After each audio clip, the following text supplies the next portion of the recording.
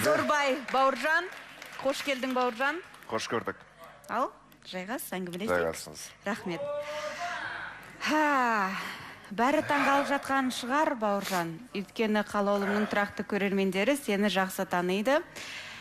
Камилаға үміткер болған едің, жұп болған едіңдер.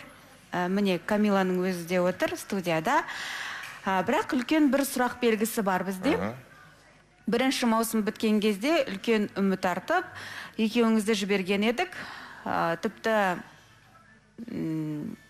бәске кірген едіңдер, қысқа уақыттағы арақатынас нәтижелі болуы мүмкін. Біз оны дәлелдейміз деп. Бірақ түсініксіз бір жағдайлар болып жатыр. Өзің айта кет, не болды? Не болды? Қысқа уақыттың ішінде негізі дәлелдеуге болады. Ол 2 күн ба, ол 1 апта, яғни 7 күн ба, ешкім білмейді. Біз 2 күн аралығында танысып, бір-біріміз туралы біліп, 7 күн ішінде ел алдында жұп болдық. Уақыт ешқандай маңызды емес мен үшін. Ол уақыт өз орында айналып тұр, ал сол уақыттың еншісінде уақыт, сәт, мүмкіндікті жіберіп алмауға жеткен. Сол себепті де мен өзімнің уақытымды, сәтімді, мүмкіндігімді тиімді пайдалану үшін келдім.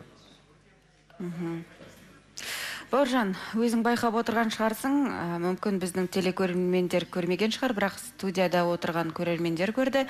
Сені көрген Камила орнынан тұрып кетіп қалды. Бір шешілмеген бір мәселе бар шығар. Білмеймін. Бәрі бір бейнебаян үшін деп естідік, ол рас па, кім кінәлі? Барлығы бейнебаян үшін басында енді жасы 20-ға келген қыз, мен қараламайым. Дегенмен, кез келген адам бейнебаянға түсетін кезде алдымен оның сценарийін сұрайды. Кез келген өнерпаз, ол белгілі. Бейнебаянға түсем деген әңгіме болды, түсетін болсаң жарайды деген әңгіме айтылды. Негізінде, бірақ түсірілім алаңына жеткеннен кейін ол маған айтты. Осындай бейнебаян, құшақтау, тағы басқа әншіні. Мен түбегейлі қарсы болдым. Түсірілімге әлі уақыт бар, мен қарсымын түбегейлі. Себебі менің қызымды бөтен ер азамат құшақтап, тағы да басқа іс-әрекеттеріне мен көне алмаймын. Ертеңгі күні 2 баламыз біз, үйде.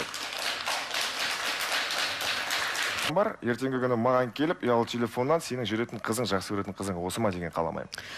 Расменен ұялы телефондарда таралып кеткен еді. Бұл видео бейнеклип шықпай жатып, маған да бірнеше оқырмандарым жіберген еді. Сол кезде мен де таңғалған едім. Бірақ, Бауыржан, саған бір сұрақ. Сен баянды түсіріп жатқан кезде, 25 адам түсірілім тобы мені күтіп отырған кезде, оларына сенсек, ол айтады, мысалы, мен алдын ала рұқсатты алған едім, содан кейін Алматыдан бейнебаянды түсіріп жатқан кезде, 25 адам түсірілім тобы мені күтіп отырған кезде, баянды түсіріп жатқан кезде, 25 адам түсірілім тобы мені күтіп отырған кезде кетіп қалатын едім.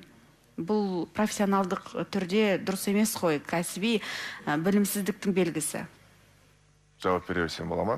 Ол модельдік жамытам деп танымайтын, енді ғана танысқан ер азаматтың бейнебаянына түсіп, оны құшақтап, тағы басқа. Деп танымайтын, енді ғана танысқан ер азаматтың бейнебаянына түсіп, оны құшақтап. Қымбат көретін болса, егерде арақатынасты қымбат көретін болса, ол тоқтатып тастайтын еді. Мейлі, 20. Содан кейін сөйлестіңіздер ме? Табыстыңыздар ма, көрістіңіздер ме? Көріскен жоқпыз. Жаңа көрермендер қатарына. Сезім және негізі кешірімділікпен және білмеймін, кішіпейілділіктен құралған жағдайды түсініп, сұрап, қалай болса да шешімін табайық деп тырысып көрмедің.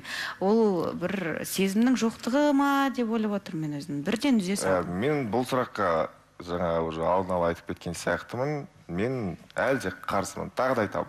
Мен қарсымын деген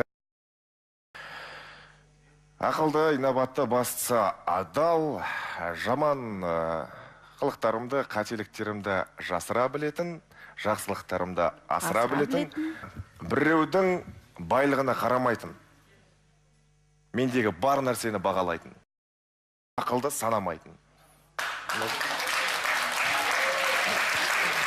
Жұмысқа дайынсың. Дайынмын. Қош келдің ендеше. Қош көрдік. Қатысушылар қатарына жайғас. Рахмет.